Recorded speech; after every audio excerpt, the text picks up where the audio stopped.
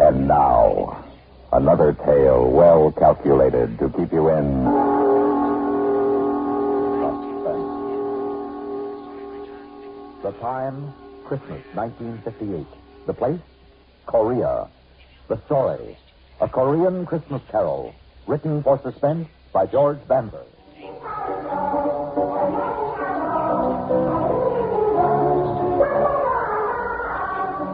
Sounds good, doesn't it? You hear kids singing, I mean. I can't understand the language, but I know what they mean. They sound so fresh and full of promise, almost as if they knew. But then I'm getting ahead of myself. The name's Connolly, PFC Larry Connolly. I'm a soldier in Korea. I was sent here just about a year ago, this time. And that's where this strange story begins. Christmas, 1958.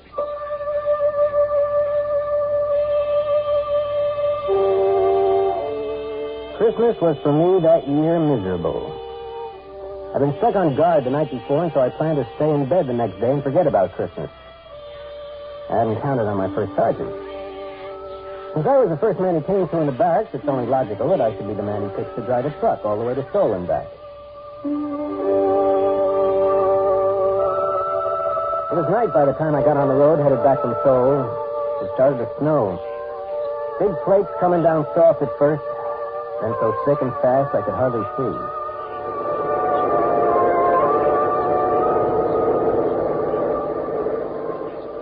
I was just over that first range of mountains. Was starting on the twisting, slippery way down when I saw him. The sight of him scared me wide awake.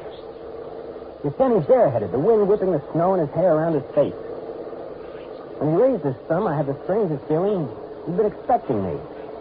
Almost as if it were unnecessary. As if he knew I'd stop.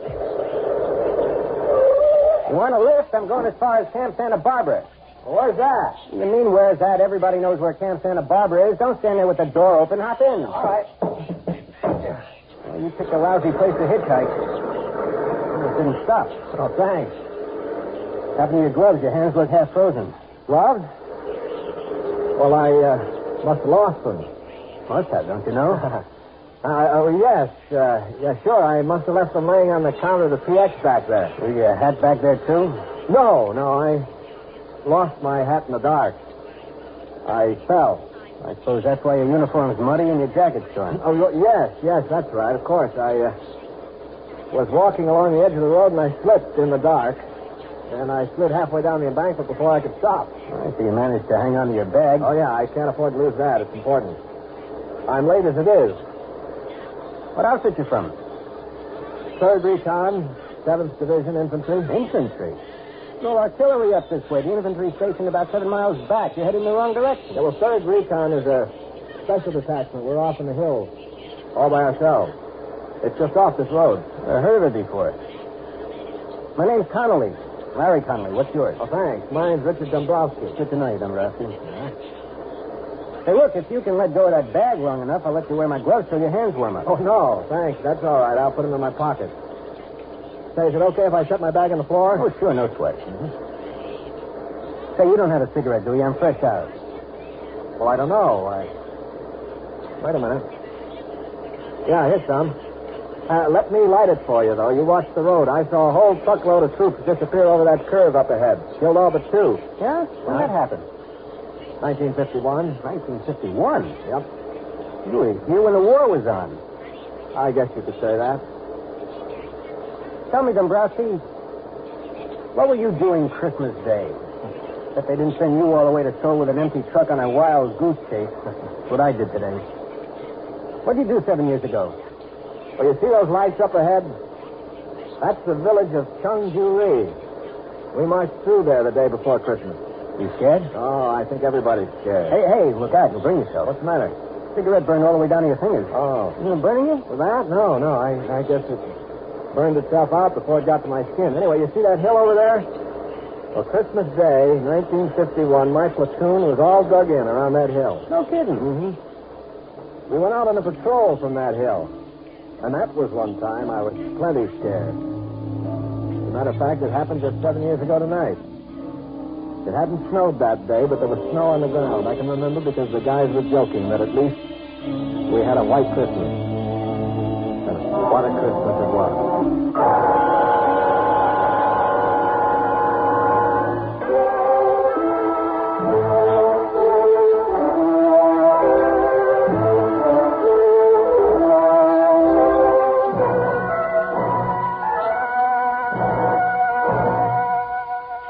As I said, it was quiet Christmas Day, 1951.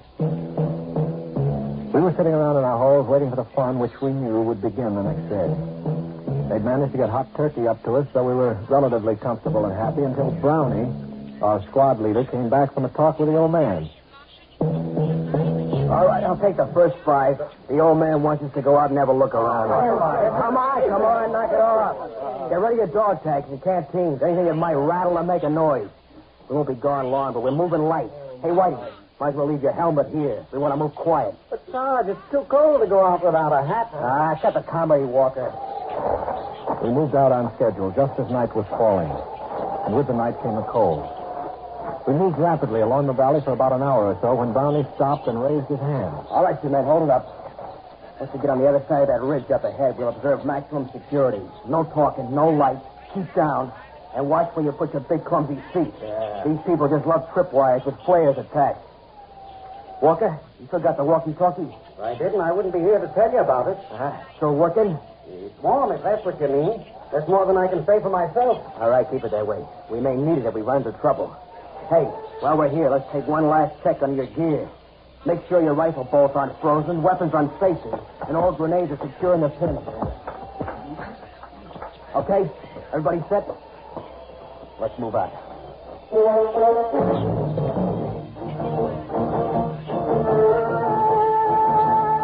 And so we did move out.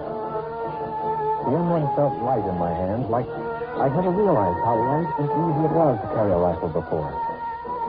The going was easy. The rice paddies were frozen over and covered with snow, and we stepped carefully between the clumps of rice stubble left over from the last harvest, so the dry straw made no noise. We walked steadily, quietly, maybe 200 yards without a sound, regularly stepping up and over each low rice paddy wall as we came to it, each one bringing us just that much closer to the top.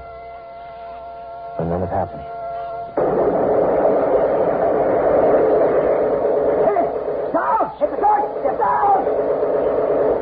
Somebody must have tripped the wire because suddenly the inky black was transformed into the merciless white of the operating table.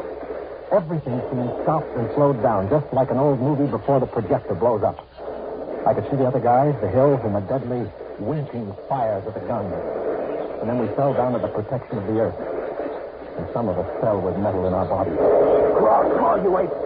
Crawl to the mud side and roll. They can't hit us there.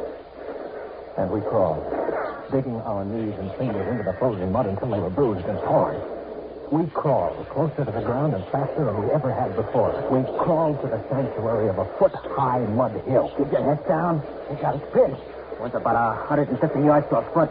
Where's the other? The other's 200 yards to the left. They got us pinned in a crossfire.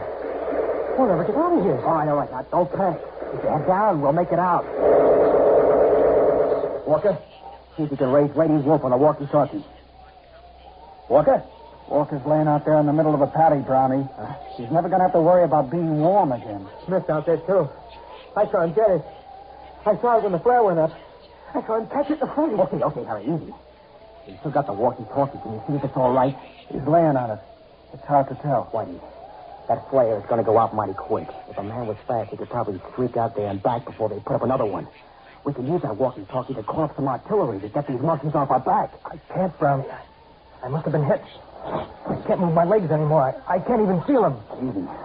Are you bleeding bad? No. Harry, you all right? As far as I know. Stevens? Sure. I'd like to take a whirl at that walkie-talkie. Wait till that flare burns out. It's dying now. Just a few more seconds.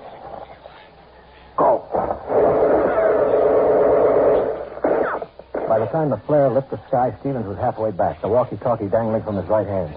So for us, in midair, some huge, invisible hand slapped into the ground. I'm hit. Oh, God, I'm hit. Quiet. Where'd they get you? I'm hit. Look him over, Harry. They busted his arm. See any other places? No, I guess he's armed. Wrap a dress in around it and butt that inside his jacket. Hand me that walkie-talkie. No good, Brownie. The walkie-talkie smashed. What? It's useless. We're going to have to move out of here fast. Well, how are we going to pull out? We can't crawl back down the patty. They'll slaughter us. All right, look. We'll move along the dike to the edge of the rice paddy. From there, we can duck into the underbrush and move back down the mountain. We'll never make it. They'll spot us when we try to make across the clearing to the underbrush. They'll swing their guns around. We gotta try it. We can't stay here. Stevie, can you crawl? Yeah, I can make it. Okay, and you lead off, and I'll follow you. I'll crawl backwards and pull Whitey along behind me. Whitey? You heard me. But we'll never make it. Quiet. All you have to do, Harry, is follow along behind and pick up the pieces. Take his weapon. It'll make him lighter. Keep your hands off me, Harry. Come on, Whitey. We haven't any time to fool around. I'm not fooling. I'm not going with you guys. Come on. You lost too much blood already. That's it. Like you said, Brownie, it's only a matter of time. You can't get anywhere with me. You'll never even get past the clearing trying to drag me across. You're smart enough to know that, Brownie. You'll be tough enough, even with two good legs. We're not leaving you here. That's what I figured you would say, Brownie. I'm still in charge here. I figured you'd say that, too. Brownie, you see this grenade? It doesn't have any pin in it. The only thing that keeps the spring from taking the clip off is my hand. Knock it out of here, Brownie, before I let it go. Oh, why? Why do you want me to let loose of this grenade? Now prop that BAR up in the dike in front of me. And scatter the clips so I can get at them. I'll wait until you guys get to the edge of the patty before I open up. Look, baby. I'm still holding the grenade, Brownie. Time is running out. You're going to have to hurry. I feel like I want to fall asleep, and I don't know how much longer I can stay awake.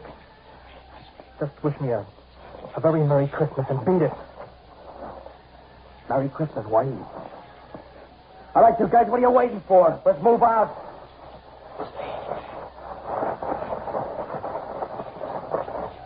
Yeah, that's right. This is Christmas.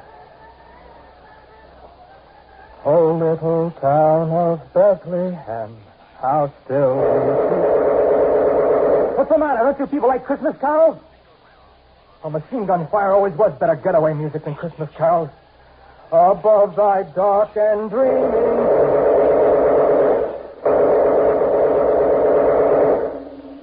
Whitey lay there until the others had crawled to the end of a low rice paddy wall.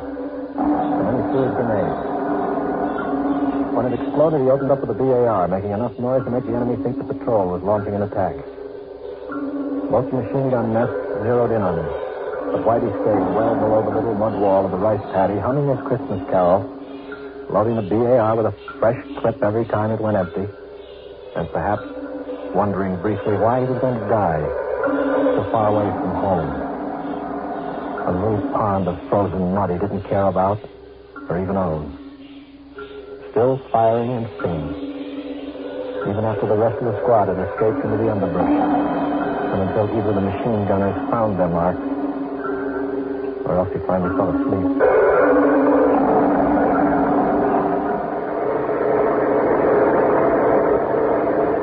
Gosh. He was quite a guy. No, I guess it was just a detail that had to be done, and he had to do it. Well, there's my stop right there where that little road turns off up ahead. Your detachment's up that road? That's right at the end of it. Well, sure, I've seen that road before, but I didn't think there was anything up there. Now, just let me out here. Yeah, sure thing. Thanks a lot. No sweat. Say, if you ever want to look me up, remember my outfit's all the way up at the end of this road. I'll be right up there. Okay, I'll drop in sometime. Right. So long, and thanks again. I drove off figuring it'd be a very cold day in Korea before I ever looked him up. He's such a weird guy, gave me the creeps. I got about 5 miles down the road when I discovered he left his bag sitting on the floor of the deuce and a half. Took a lot of arguing with myself, but I decided that the only decent thing I could do was to swing around and take it back to him. Besides, maybe I could stop in the orderly room and check him out. Find out what his story really was.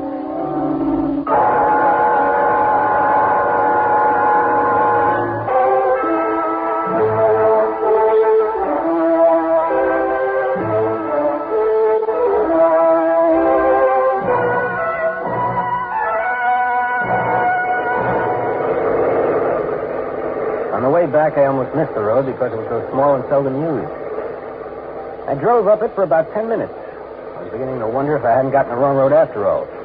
There passed no other vehicles or GIs or anything to indicate there was an infantry company around. Just when I was ready to turn back to the main road, I saw a light twinkling up ahead from what looked like a couple of Quonsets. It seemed impossible that an infantry outfit could be housed in two Quonsets, but I pulled a deuce and a half to a hole outside the gate and cut off the motor. I picked up the AWOL bag, got out of the truck, trying to figure out which one was the orderly room. I walked across the hard-packed snow of the yard to the first Quonset. I still couldn't figure it out. Light and warmth seemed to pour from the windows along with the music I remembered from somewhere, but couldn't quite understand. I stepped up to the first window I came to and looked inside. There were kids all over the place, kids of all sizes and descriptions, kids just old enough to sit by themselves, kids just losing their first teeth, some just starting their teens. I stood in the snow spellbound, just watching them sing. Finally, I tore myself away and headed for the front door, eager to be inside. A plaque made out of the howitzer shell stopped me. In the faint light, I could just barely make out the words engraved on the polished brass. But finally, I read it all.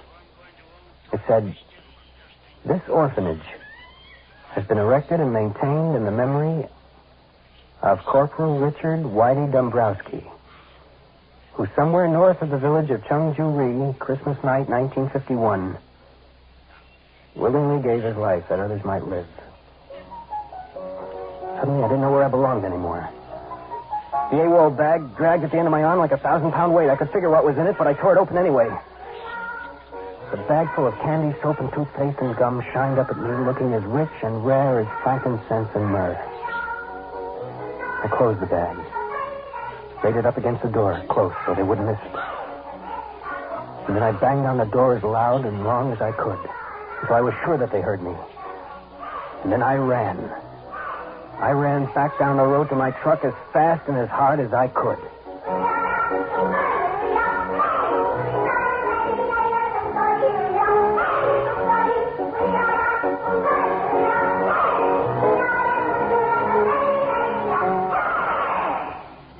Suspense.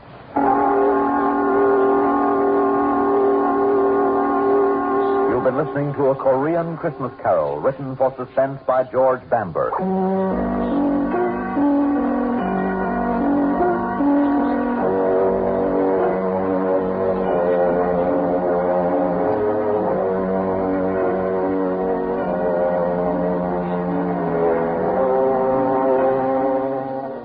Heard in tonight's story were Bill Lipton as Larry Connolly and Lyle Sudrow as Richard. Also heard were Larry Robinson, Lawson Zerby, Bill Meader, Alan Manson, and Guy Rex.